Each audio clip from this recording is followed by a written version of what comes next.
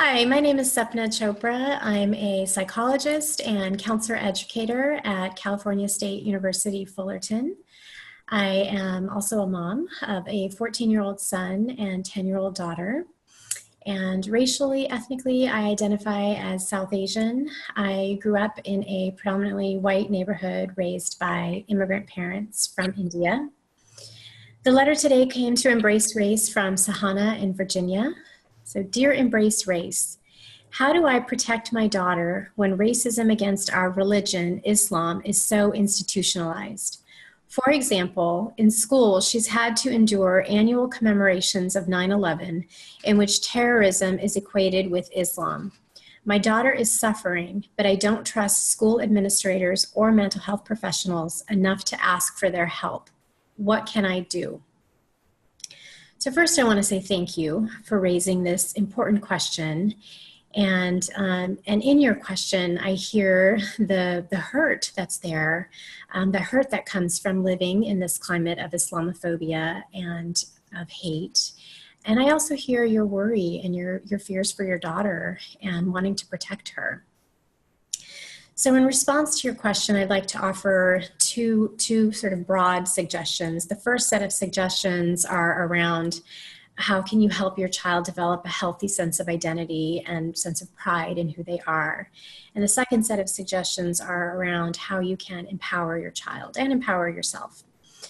So for the first set of suggestions, how do you help your child develop a healthy sense of identity when their identity is so stigmatized and there's so many negative messages? And what happens in that situation, often people begin to internalize those messages and internalize that hate and develop a sense of shame about who they are, about their culture, their religion, their skin color. So we want to really think about what are the messages our kids are being exposed to. So what are they seeing in the news? What are they seeing in the stories they're reading? What are they seeing in the shows and movies that they're watching? It can be so validating for our kids when they see themselves reflected in what they see. It communicates that they matter, their experiences matter. I grew up with very few, very limited representations of myself, and I know that affected my sense of identity and my sense of self.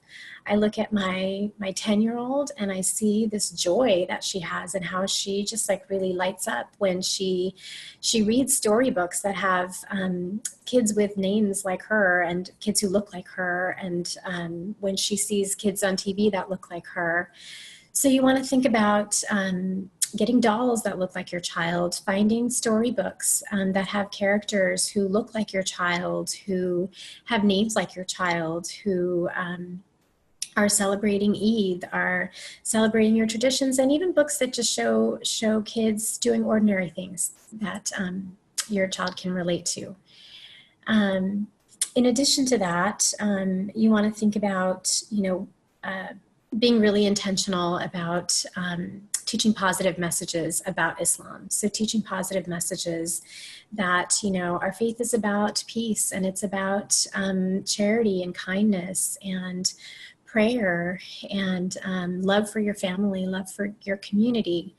So you really want to think about ways that you can make your faith become a source, a refuge, where it can be associated with a sense of ease and peace, and also a sense of joy, where kids can find some fun and a sense of community at their mosque and with their faith community.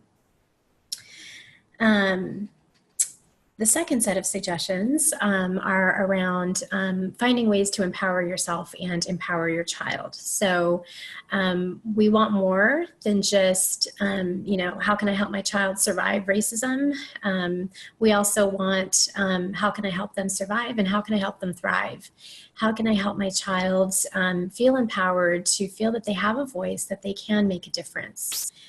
So what are some doable actions that you can take? So one consideration would be, if it's possible for parents to volunteer in their child's classroom.